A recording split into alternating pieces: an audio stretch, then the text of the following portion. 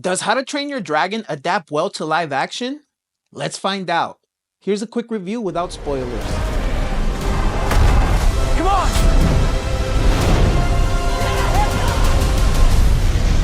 Here it comes!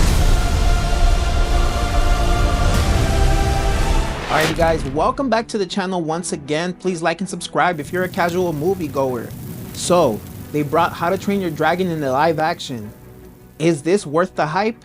Should you go see this in theaters? Yes, I think you should see this in theaters. And this is coming from someone who's never seen the original. Okay, so I'm gonna give you a quick rundown of the story without any spoilers. The story is about a Viking boy named Hiccup, played by Mason Thames, whose mother was killed by dragons.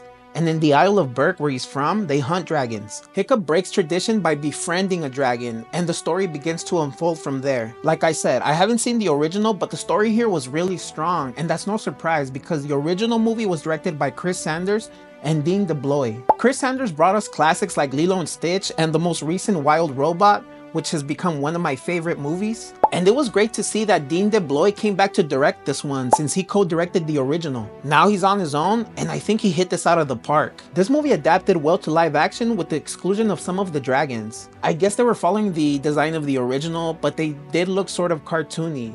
But there is normal looking dragons in here and plenty of them. CGI has come a long way. I really like the shots in this too. Yes, the main dragon Toothless is CGI and cartoony looking, but I don't know, they sold me on it. Almost had me getting emotional over here over a CGI dragon. Gerard Butler comes back to reprise his role as Hiccup's father in live action, which is really cool to see. I mean, nothing is gonna top King Leonidas from 300.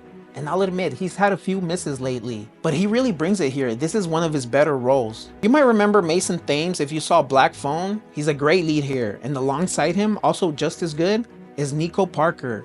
You might remember her from Tim Burton's Dumbo or the most recent Last of Us series. I actually saw this movie in 3D, which was the only option for an early screening. But I'll admit, 3D has come a long way, at least for this movie. If you're a fan of 3D, I recommend you experience it in that format because most of the cinematography adapts well to it.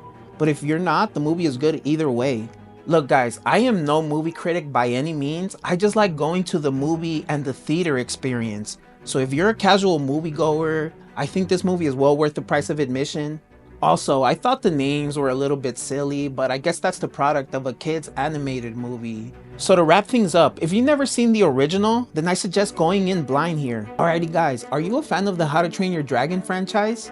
Leave it in the comments below. Please like and subscribe for more movie related videos.